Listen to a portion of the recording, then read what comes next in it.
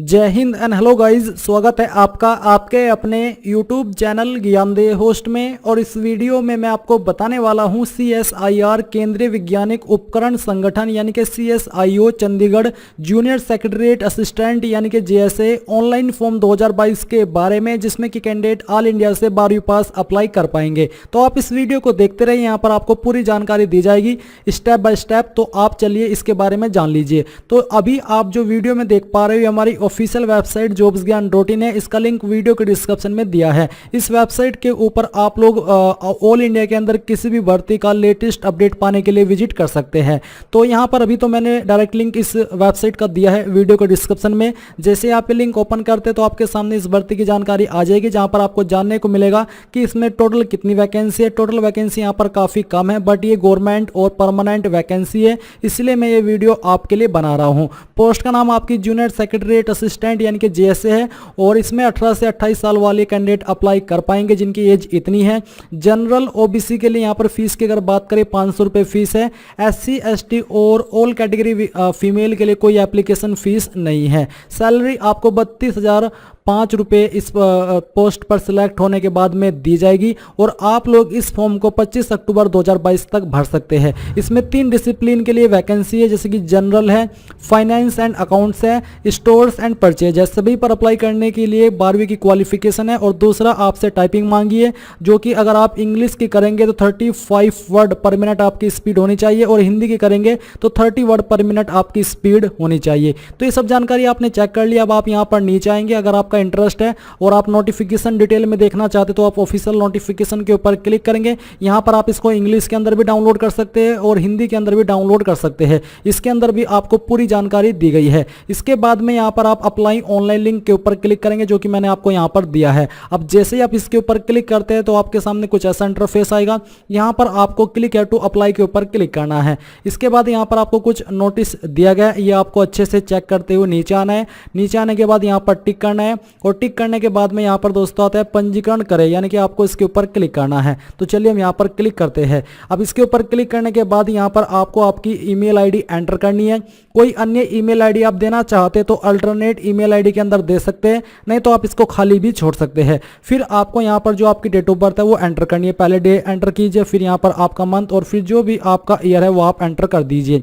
Then यहाँ पर दोस्तों आपको आपकी DOB को दोबारा डाल करके वेरीफाई भी कर देना है।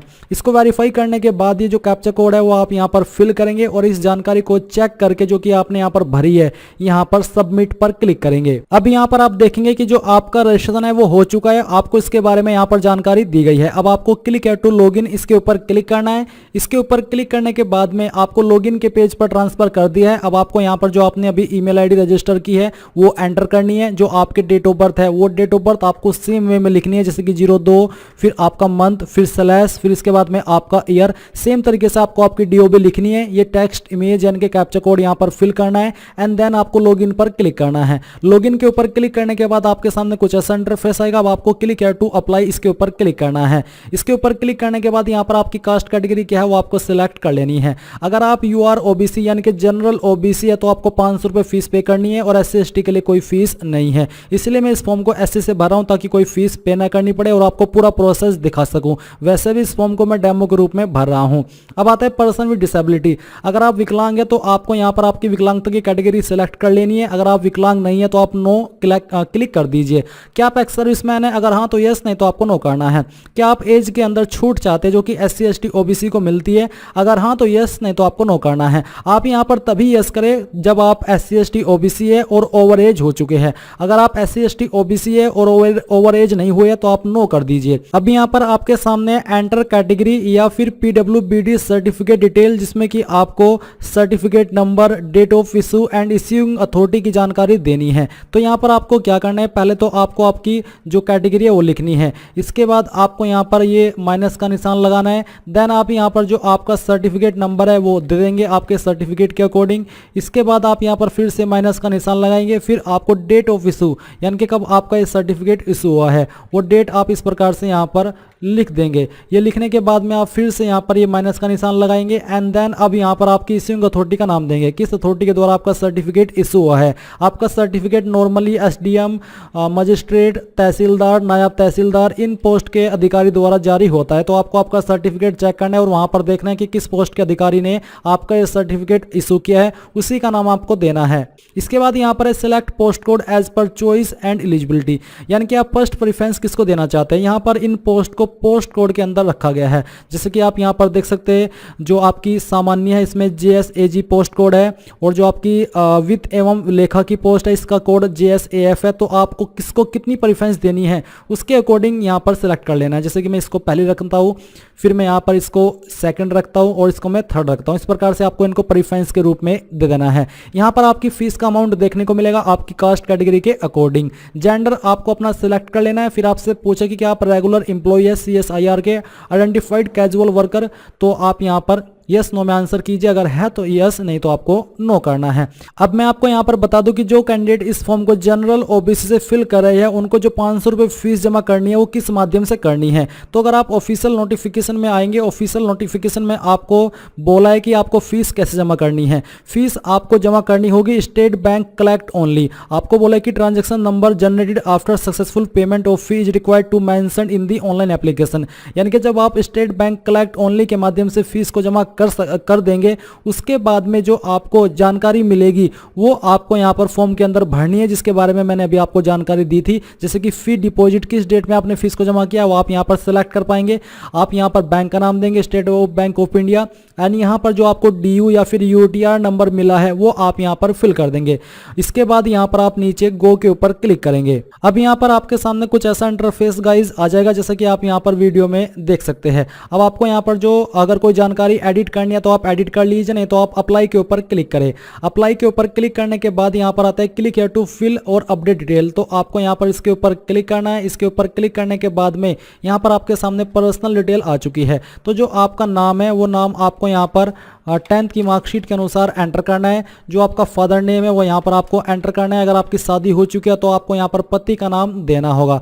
आपकी माताजी का क्या नाम है वो नाम आपको यहाँ पर एंटर करना है। आपका जो फादर यानी कि जो आपके पिता का या बेसिकली आपका एड्रेस है वो एड्रेस आपको यहाँ पर एंटर कर देना है। ये पूरा एड्रेस आपको यहाँ पर देना होगा। आपको पैलेस ऑफ बर्थ पैलेस के अंदर ये बताना कि कहाँ पर आपका जन्म हुआ है, यानी कि आपकी सिटी का नाम। फिर आपको यहाँ पर कोरस्पोंडेंस एड्रेस देना है। जो भी आपका एड्रेस है वो पूरा एड्रेस आपको यहाँ पर इसमें लिखना होगा पिन कोड के साथ में। इसके अलावा यहाँ पर आपको बोला है मोबाइल नंबर, तो आपको यहाँ पर आपका मोबाइल नंबर देना है। ये जो कोरस्पोंडेंस एड्रेस है मैंने आपको अपना एड्रेस पूरा नहीं भरा है, बट आपको पूरा एड्रेस देना है। साथ में आपको डिस्ट्रिक्ट भी लिखनी है, स्टेट भी लिखनी है और पिन कोड भी लिखना है। पहले एड्रेस जैसे कि आपका आधार कार्ड के अंदर एड्रेस होगा सेम एड्रेस यहाँ पर आपको लिख देना है। फिर आता है सेम एज कोरस्पोंडेंस एड्रेस। अगर आपका कोरस्पोंडेंस यानी कि प्रेजेंट और परमानेंट एड्रेस सेम है तो आप यहाँ पर टिक कर दीजिएगा। फिर आता है are you a citizen of India, तो आपको यहाँ पर इसमें बाय बर्थ या फिर बाय डोमिसाइल, तो यहाँ पर आपको बाय बर्थ लिख देना है कि आप बाय बर्थ इंडिया के सिटीजन हैं। इसके अलावा state to which you belong, कौन सी स्टेट के आप स्थायी निवासी है वो स्टेट आपको सेलेक्ट कर लेनी है। रिलीजन आपका जो भी है वो आपको यहाँ पर एंटर कर देना है। ये एंटर करने के बाद क्या आप माइनॉरिटी से बिलोंग करते हो, अगर हाँ तो यस, नहीं तो आपको नो करना है। ये आप ही को पता होगा कि आपकी कास्ट माइनॉरिटी में आती है या फिर नहीं आती है, उसी के अकॉर्डिंग आपको यस नो करना है। Are you willing to accept the minimum initial pay as per pay level, तो आप यहाँ पर यस कर दीजिए कि जो मुझे पे लेवल मिलेगा, सैलरी मिलेगी, वो मैं एक्सेप्ट करूंगा। फिर है if yes please mention the category from the following, तो यहाँ पर इसमें जैसे कि अगर आपने माइनॉरिटी सिलेक्ट किया है यस, तो आपको माइनॉरिटी अपनी बतानी होगी कि आपकी कौन सी माइनॉरिटी है। फिर यहाँ पर आपसे अगला सवाल पूछे कि do you have any close relative working in CSIR new Delhi और in any of its constituent laboratories, यानी कि CSIR के अंदर क्या आपको कोई रिलेटिव काम करता है, अगर हाँ तो यस, नहीं तो आपको नो करना है। फिर पूछा है कि are you under any bond contractual obligation to serve central या फिर स्टेट गवर्नमेंट, अगर आप ऐसे कैंडिडेट है तो आपको यहाँ पर भी यस करना है, नहीं तो नो कर दीजिए। फिर आप पूछा है कि अदर डिसमिस्ड फ्रॉम सर्विस, क्या आप किसी सर्विस से डिसमिस किए गए हो किसी बड़े ऑर्गेनाइजेशन से, अगर हाँ तो यस, नहीं तो आपको नो करना है। यहाँ पर आपको आपका जो नियरेस्ट रेलवे स्टेशन है उसका नाम एंटर कर देना है। जो आपका आधार नंबर है वो आप देना चाहे तो दे सकते हैं, नहीं तो आप इसको खाली भी छोड़ सकते हैं। Joining time required by you if selected, अगर आप सिलेक्ट हो जाते हैं तो आपको कितना टाइम चाहिए सिलेक्ट होने के लिए, ये आपको मंथ में बताना है कि 1 मंथ में आप ज्वाइन कर लेंगे या 2 मंथ में या फिर 3 मंथ में, वो आपको सिलेक्ट कर लेना है। देन जो भी जानकारी आपने यहाँ पर भरी है इनको चेक कीजिए और सेव के ऊपर क्लिक कर दीजिए। सेव के ऊपर क्लिक करने के बाद में अगर आपके सामने कोई एरर आता है और कुछ आपको यहाँ पर देखने को नहीं मिलता तो आपको फिर से अप्लाई ऑनलाइन लिंक का इस्तेमाल करके लॉगिन कर लेना है, और लॉगिन करने के बाद आप यहाँ पर आ जाएंगे और आप यहाँ पर नेक्स्ट के ऊपर क्लिक करेंगे। इन सभी जानकारी को चेक करने के बाद में नेक्स्ट के ऊपर क्लिक करने के बाद क्वालिफिकेशन का सेक्शन आता है, तो यहाँ पर आपको सबसे पहले 10th सेलेक्ट करनी है। स्ट्रीम ब्रांच में आपको ऑल सब्जेक्ट लिख देना है। ये लिखने के बाद में आपको डिवीजन ग्रेड सेलेक्ट कर लेनी है, जो भी आपकी डिवीजन थी, परसेंटेज आपकी कितनी थी वो परसेंटेज आपको यहाँ पर एंटर कर देनी है। Issuing date mentioned on the certificate degree, आपकी 10th की मार्कशीट के ऊपर जो डेट लिखी गई है आपकी इश्यू की वो आपको देनी है, और ये जो आपने परसेंट भरी है ये आपको अप टू डेसिमल यानी कि पॉइंट के साथ में देनी है। अब यहाँ पर आपको क्या करना है, आपको इस प्रकार से डे लिखना है, फिर यहाँ पर आपको मंथ लिखना है, और फिर यहाँ पर आपको बताना कि किस साल के अंदर आप पास हुए, तो जो आपके सर्टिफिकेट के ऊपर डेट मेंशन है, सीरियल या फिर रोल नंबर जो कि आपके सर्टिफिकेट के ऊपर दिया है, आपको यहाँ पर 10th का रोल नंबर एंटर करना है। ये एंटर करने के बाद आपको यहाँ पर आपके बोर्ड का नाम देना है कि किस बोर्ड से आपने किया है। सब्जेक्ट स्पेशलाइजेशन के अंदर आप यहाँ पर जो स्ट्रीम है इसमें भी ऑल सब्जेक्ट लिख देंगे, क्योंकि ये इसके ऊपर 10th पर एप्लीकेबल नहीं होता, ये हायर क्वालिफिकेशन के लिए ऑप्शन दिए होते हैं, तो यहाँ पर आप ऑल सब्जेक्ट लिख देंगे। इसको लिखने के बाद आप ऐड क्वालिफिकेशन के ऊपर क्लिक करेंगे तो ये आपकी क्वालिफिकेशन यहाँ पर ऐड हो जाएगी। फिर यहाँ पर दोस्तों आपको इसके ऊपर क्लिक करना है और 12th सेलेक्ट कर लेना है। 12th सेलेक्ट करने के बाद आप स्ट्रीम ब्रांच में यहाँ पर जैसे कि आपने साइंस से किया है, जैसे कि पीसीएम, पीसीबी, आर्ट्स, कॉमर्स, जिससे आप भी आपने किया है वो आप यहाँ पर लिख देंगे। डिवीजन या फिर ग्रेड आपकी क्या थी वो आपको देना है। परसेंटेज आपको यहाँ पर आपकी पॉइंट के साथ में लिखनी है।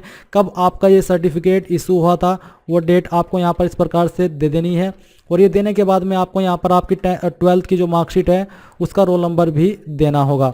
चलिए हम यहाँ पर इसको भर देते हैं। फिर आपको यहाँ पर आपके बोर्ड का नाम देना है, एंड देन यहाँ पर सब्जेक्ट स्पेशलाइजेशन, तो आपके जो सब्जेक्ट थे 12th के वो आपको यहाँ पर लिखने हैं, जैसे कि हिंदी और इंग्लिश, मैथ, जो भी आपके बेसिकली सब्जेक्ट थे वो 5 सब्जेक्ट आपको यहाँ पर लिख देने हैं। ये लिखने के बाद में आप यहाँ पर नीचे ऐड क्वालिफिकेशन पर क्लिक करेंगे तो ये क्वालिफिकेशन भी आपके यहाँ पर ऐड हो जाएगी। मैं आपको प्रीफर करूँगा कि यहाँ पर सब्जेक्ट में आपको आपके 5 सब्जेक्ट देने हैं, और इसके बाद आप यहाँ पर आएंगे और नेक्स्ट के ऊपर क्लिक कर देंगे। नेक्स्ट के ऊपर क्लिक करने के बाद में जो जानकारी है वो सेव हो जाएगी। आपके सामने एक्सपीरियंस का सेक्शन है जो कि कंपलसरी नहीं है, तो आप यहाँ पर नेक्स्ट स्टेप के ऊपर क्लिक कर दीजिएगा। इसके बाद आता है select language option for appearing in written and typing test, किस लैंग्वेज में आप ये टाइपिंग टेस्ट और आपका एग्जाम देना चाहते हैं वो आपको सेलेक्ट कर लेना है।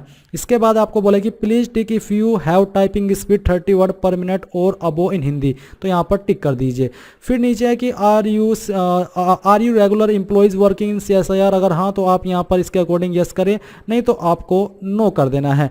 नो करने के बाद में यहाँ पर है कि एनी अदर रिलेवेंट इन्फॉर्मेशन, कोई अन्य इन्फॉर्मेशन आप देना चाहते तो वो भी आप यहाँ पर दे सकते हैं। एक सवाल ये कि are you forwarding this application through proper channel, यानी कि क्या आप इसको एप्लीकेशन फॉर्म को सही तरीके से भेज रहे हैं सभी नियमों का पालन करते हुए, तो आप यहाँ पर यस कर दीजिए। यस करने के बाद आप यहाँ पर सेव अबो डिटेल्स के ऊपर क्लिक करेंगे तो ये जानकारी आपकी सेव हो जाएगी। नीचे आपको फोटो एंड साइन अपलोड करना है। फोटो का साइज 20 से 50 KB रखा है, तो आपको चूज फाइल के ऊपर क्लिक करना है और जहाँ पर भी आपका फोटो है वो आपको सिलेक्ट करना है। तो चलिए मैं यहाँ पर आपको एक रैंडम इमेज अपलोड करके दिखाता हूँ। यहाँ पर हम आते हैं, इस इमेज को मैं सेलेक्ट करता हूँ, यहाँ से ओपन करता हूँ तो आपकी फाइल का नेम आ जाएगा। आपको अपलोड के ऊपर क्लिक करना है, आपका फोटो यहाँ पर अपलोड होकर के आ जाएगा। देन आप सिग्नेचर अपलोड करेंगे। सिग्नेचर का साइज भी 20 से 50 KB के बीच में रखा है, तो सिग्नेचर सेलेक्ट कीजिए, यहाँ से ओपन कीजिए और फिर अपलोड के ऊपर क्लिक कीजिए, तो ये सिग्नेचर भी आपका यहाँ पर अपलोड हो चुका है। अब नीचे आता है one time code OTC section, तो generate regenerate one time code, तो यहाँ पर दोस्तों आपको बोला है कि enter received time one time code on mobile, जो कि आपके नंबर के ऊपर आएगा। तो ये वेरिफिकेशन के लिए रखा है, तो आप यहाँ पर इसके ऊपर क्लिक कीजिए। इसके ऊपर क्लिक करने के बाद में जो आपके नंबर के ऊपर OTP आया वो आप यहाँ पर डालेंगे। डालने के बाद आप प्रीव्यू के ऊपर क्लिक करेंगे, यानी कि जो भी जानकारी आपने भरी है उसको वेरीफाई करेंगे, एंड देन आप यहाँ पर सबमिट एंड डाउनलोड फॉर्म इसके ऊपर क्लिक करेंगे। अब जैसे ही आप ये वन टाइम कोड जो कि आपके नंबर के ऊपर आया वो यहाँ पर डालेंगे और सबमिट एंड डाउनलोड फॉर्म के ऊपर क्लिक करेंगे, तो आपका एप्लीकेशन फॉर्म का PDF डाउनलोड हो जाएगा, और डाउनलोड होने के बाद में आप उसको इस प्रकार से यहाँ पर देख सकते हैं, यानी कि PDF आपको दिया जा चुका है। तो इस प्रकार से आप लोग CSIR CSIO Chandigarh JSA online form 2022 को भर पाएंगे। आई होप ये प्रोसेस आपको पसंद आया होगा। अगर आपका कोई सवाल कोई डाउट रह गया है किसी भी जानकारी को लेकर के तो आप कमेंट के माध्यम से पूछ लीजिएगा। So thanks for watching. जय हिंद।